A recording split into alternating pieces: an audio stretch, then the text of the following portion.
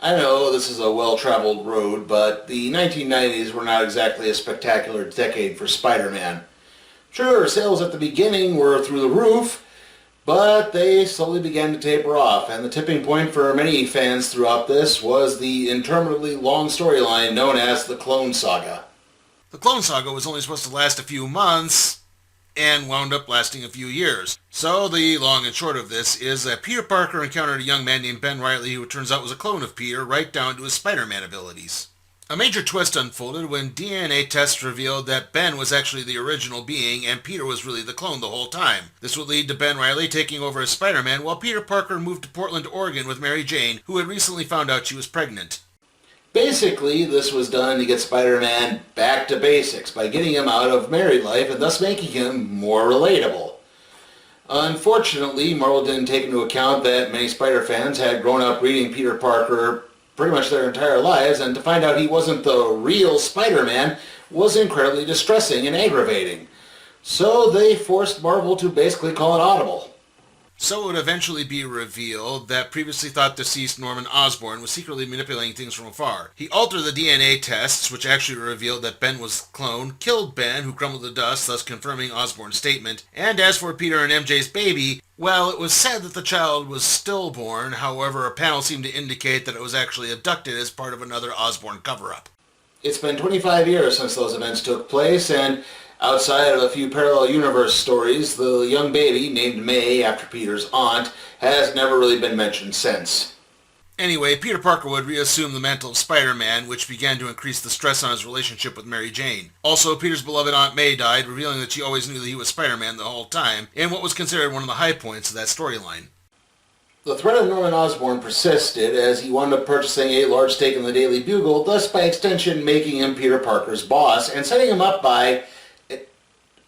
No, we're not at that point in the comics yet. We're a little bit before then. However, we are going to see how much Osborn can dictate Peter Parker's life in today's story. This is Spider-Man: Spider Hunt. Two New York Police Department officers happen across another gift-wrapped criminal from Spider-Man. The honor of cutting the thug down falls to the precinct's newest member, Detective Snipes, who quickly realizes that the thug is dead, which can only mean one thing: Spider-Man killed him. Soon, an overjoyed J. Jonah Jameson drives Ben Urich and Peter Parker over to the scene. It appears that the publishing magnate assertion that Spider-Man is a menace has been correct the whole time, as they learn the victim was a career criminal known as Joey Zed. Of course, Peter Parker knows he didn't do this, but there's not too much he can do, and it gets even worse when Norman Osborn arrives to continue in the gloating. So Peter slips away and is finished getting his roll of film developed.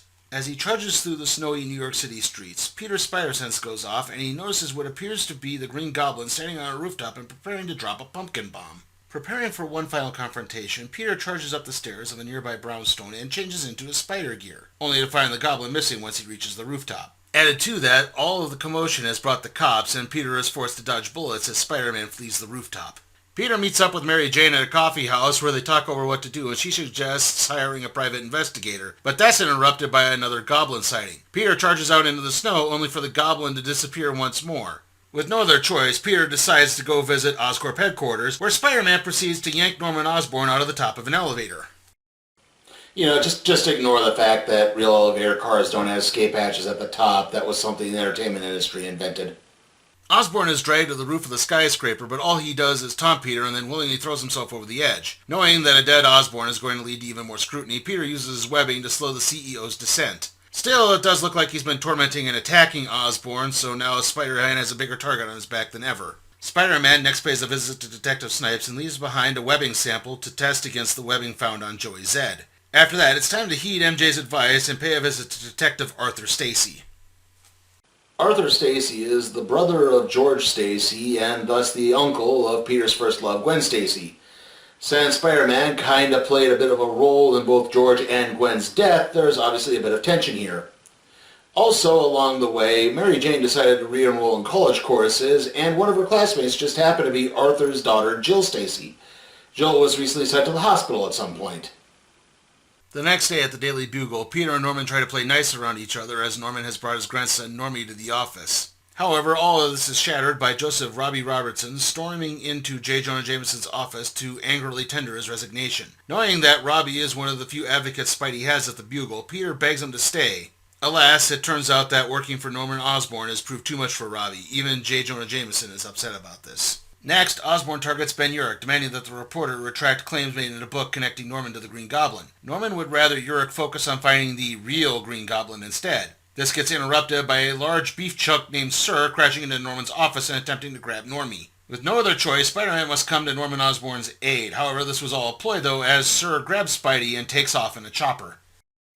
I'm afraid that due to how big this story is, we're just going to have to wait to give characters like Robbie Robertson, Betty Brant, Flash Thompson, and Jacob Conover their due in later episodes. However, as for Sir, well, he's the main henchman of a villain named Dr. Angst, and all I can tell you about Dr. Angst is his name is Dr. Angst. Dr. Angst hooks Spider-Man up to a machine designed to torture him via past trauma. However, seeing people like Aunt May and Uncle Ben gives Peter the added initiative to try to break free and smash the machine. After Spidey leaves, Norman Osborn steps out from the shadows, pleased to begin the next phase of his plan. Angst then begins working on an individual, administering a new version of the Green Goblin formula and turning over a new outfit and goblin glider to that person. That's not all, as Greg Hurd and his wife Annie have soon arrived in New York City to have a meeting with Spider-Man. Greg Hurd can override any form of technology and shut it down, while his wife, Anne, can manipulate her aura into being a force field. Hence their names, Override and Aura. They're basically hired guns, mercenaries, whatever you want to call them. And why are they in New York City? Because Norman Osborn just placed a $5 million bounty on the head of Spider-Man. Aura and Override aren't the only ones after Spidey, as he has to dodge attacks from all sides to get anywhere. It seems that all of New York fancies themselves Boba Fett and wants to get the wall crawler, and why wouldn't they for $5 million? Peter tries to lay low at the Bugle, but he's soon called off to cover a house fire that has broken out. Peter tries to make good by having Spider-Man rescue a woman trapped on a broken fire ladder, only for her to constantly fend him off. It's not helping that there are still people shooting at him as this happens. However, at the last second, Peter gets a little help from none other than the Prowler. I'm sure that thanks to Into the Spider-Verse, you have a pretty vague idea as to who exactly the Prowler is. The difference is that's actually a different Prowler. That one was Aaron Davis. This one is actually named Hobie Brown, and Hobie developed the Prowler gear initially to start out as a thief until Spider-Man managed to talk him into giving the hero game a try. Peter tries to get away, but it's then Aura and Override get to the scene, which results in Spider-Man's web shooters shorting out. It's only thanks to several more wannabe bounty hunters showing up that Peter is able to slip free and escape. Once home, Mary Jane suggests that Peter should maybe give up being Spider-Man for a while. Yes, with great power comes great responsibility, but when innocent people are constantly being hurt, maybe the more responsible thing would be to step back. But to Peter, that's just admitting defeat to Osborn and letting him have the upper hand. Peter's upset, so he storms off to take a walk and cool his head down for a while. However, this is when things begin to go from bad to worse, as news soon breaks that Normie Osborn has been abducted. So what exactly is the deal with the Osborn family? Well, obviously, Norman Osborn used to be the Green Goblin, a villain who tormented Spider-Man a number of times throughout the years, before being impaled on his own goblin glider during a standoff with the wall crawler. After that, Norman's son Harry would take up the mantle of the Green Goblin, even going as far as to try a stronger version of the Goblin formula, which ultimately resulted in his death. However, before any of that happened, Harry married Liz Allen, who was actually Peter Parker's high school crush, and together they had their son Norman Jr., or Normie. And yes, I am aware there's been a lot of revelations about these characters in recent months even, but I don't want to get into that right now because it's not really pertinent to this story. Once more, Peter gets jumped by bounty hunters who chase him into Central Park where Aura and Overdrive pop up. All of this brings the attention of the police, leading to one of the officers being wounded. Override tries to focus on the cops while Aura entraps Spider-Man. However, Hunter pulls out a gun and fires at Aura. Unfortunately, she's not able to alter her force field at the right time, and the bullet just winds up ricocheting through everything. Even her. In the confusion, Spider-Man manages to get away with the wounded officer and drop him off at a local hospital. He then returns home to MJ, who informs him of Normie's abduction and the fact that Osborn has increased the price on Peter's head. This in turn winds up getting the Mafia involved on this as they hire an Argentinian killer named Black Tarantula. As Spidey dodges Tarantula's attack, Norman Osborn decides to take a more personal approach by bringing in Frank Castle, aka the Punisher. So how exactly is the Punisher working for the Green Goblin? Well, in the comics around this time, Frank Castle was suffering from partial amnesia and was only just starting to get some of his memories back, like his war on crime. Also along the way, another soldier of fortune named Shotgun popped up, and he's a frenemy of Castle of sorts. Peter's mask is damaged in all the chaos, so he fashions a temporary one out of his webbing and manages to try to get to safety, going through several apartments along the way. Eventually, he winds up running out of buildings and crashes into the East River, where Frank Castle spots him. However, the Punisher isn't the first to locate the unconscious wall crawler. Instead, a low-level accountant named Clarence Fielding finds Peter first. Clarence gives the mostly masked Peter some CPR and gets him to wake up and then try to talk Clarence out of turning him over. The problem is Fielding is unemployed and recently divorced, so he really needs the money. None of that is going to help as more bounty hunters arrive. Thankfully, both the Punisher and Shotgun arrive to scare off the wannabe bounty hunters. Peter wants as little innocent blood spilled as possible, so he and Clarence try to escape, where they wind up bumping into an old friend. This guy's name is Jimmy Six, and he's a former mob hitman who owes a life debt to Spider-Man. Spider-Man turns Clarence over to Jimmy and prepares to take on both Punisher and Shotgun, only to be interrupted by a large assortment of pumpkin bombs falling into the warehouse and exploding. All three men manage to survive, with Castle and Shotgun realizing they've both been had and deciding to team up to take down the other bounty hunters. Peter goes off after the Goblin, but fails to attach a spider tracer to the Goblin glider. Beaten in more ways than one, Peter heads back to Queens, where he collapses on his bed, with MJ removing his Spider-Man outfit to keep her Aunt Anna from finding things out. Elsewhere, Override says goodbye to his comatose wife, now more determined than ever to collect the bounty on Spider-Man, and Jimmy Six drops off Clarence with the idea to stay out of this, which Clarence just can't seem to do. The next day at the Daily Bugle, J. Jonah Jameson confronts Norman Osborn about everything, only to be interrupted by the Green Goblin crashing into the office. The Goblin demands $10 million in exchange for Normie within the next 24 hours, and Osborn sells it like it's real, even going to the extent to give up his stake in the Bugle in exchange for Jameson lending him the money.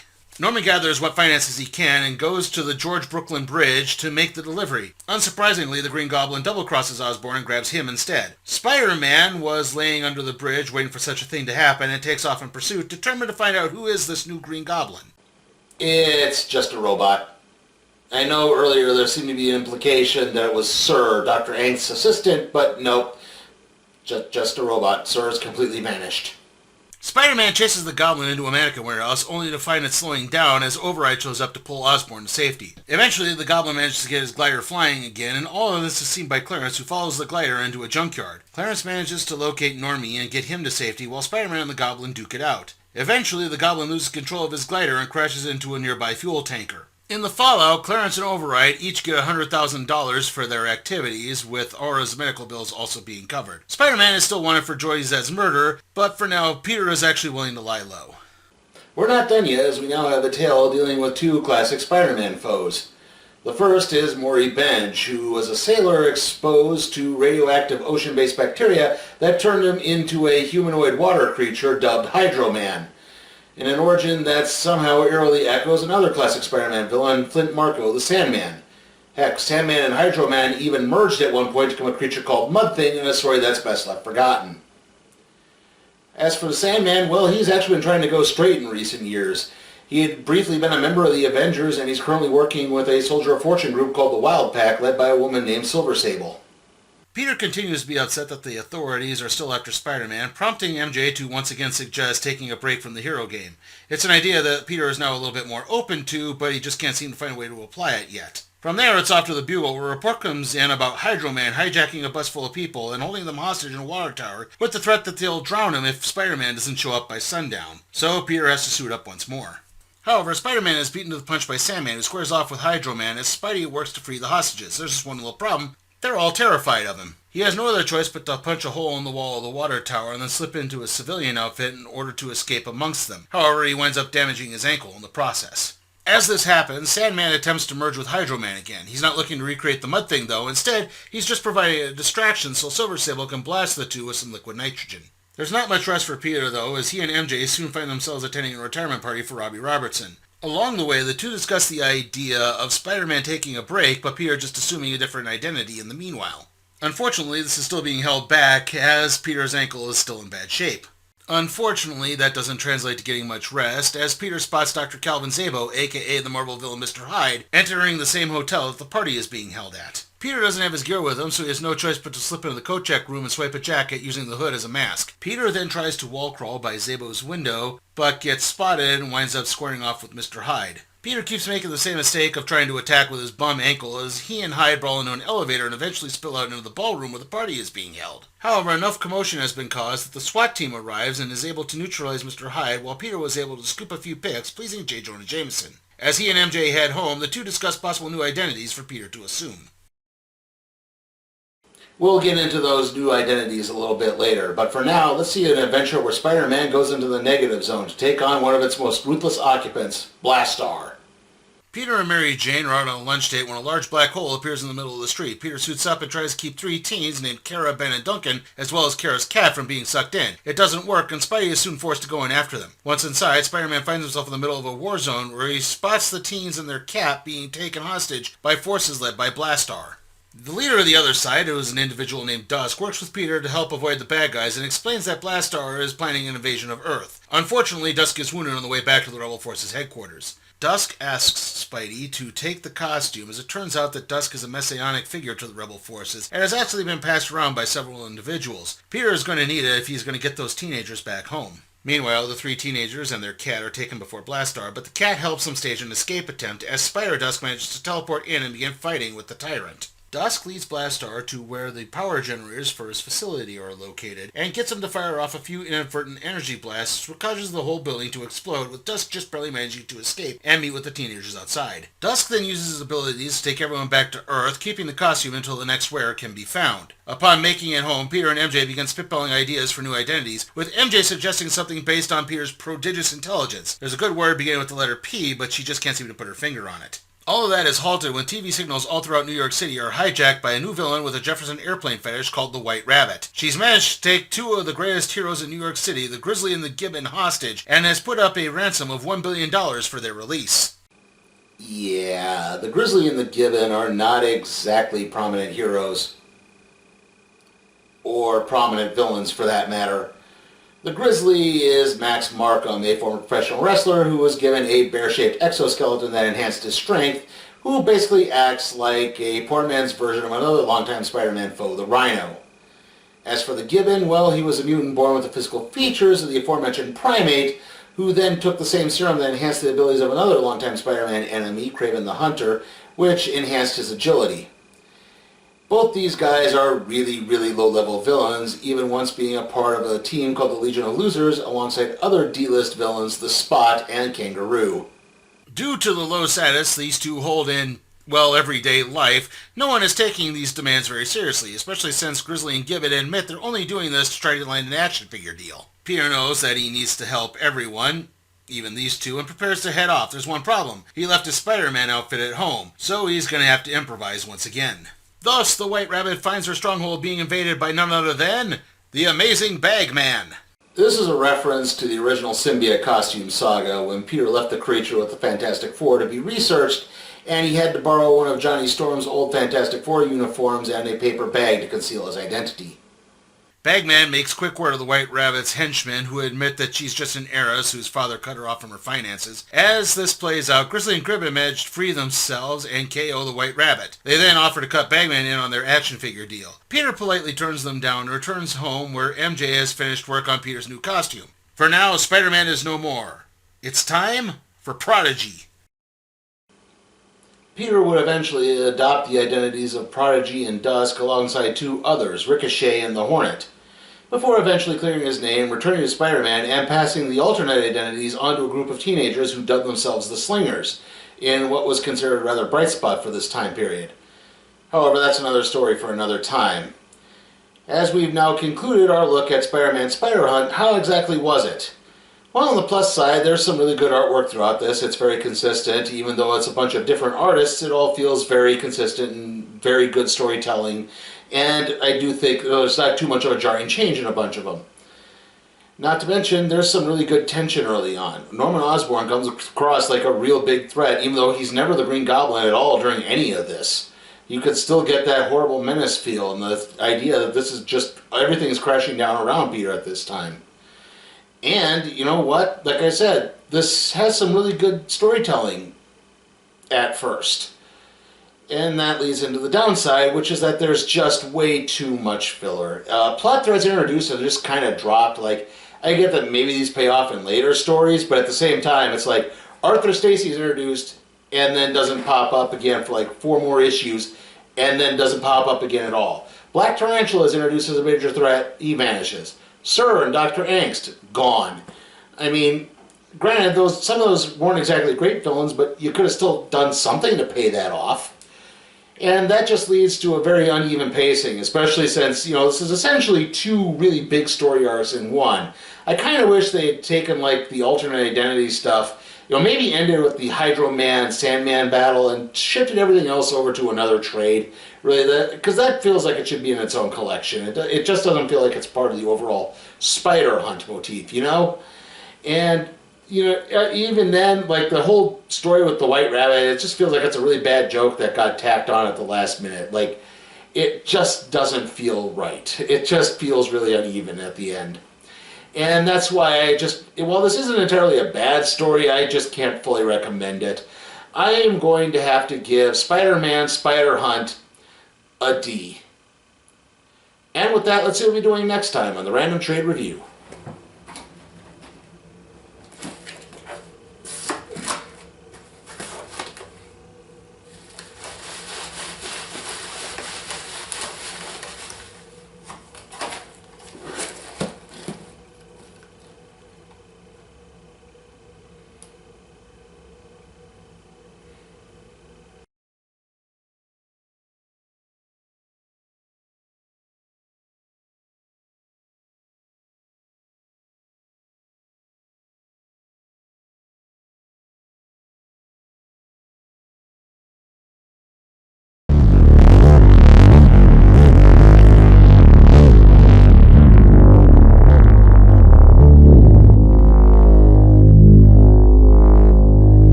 Remember, you can help support my channel at patreon.com/sleepytime for Cat Productions. There, you can request a trade to be put in the randomizer, aka the cardboard box. Also, remember, like, comment, share, subscribe, and ring that notification bell.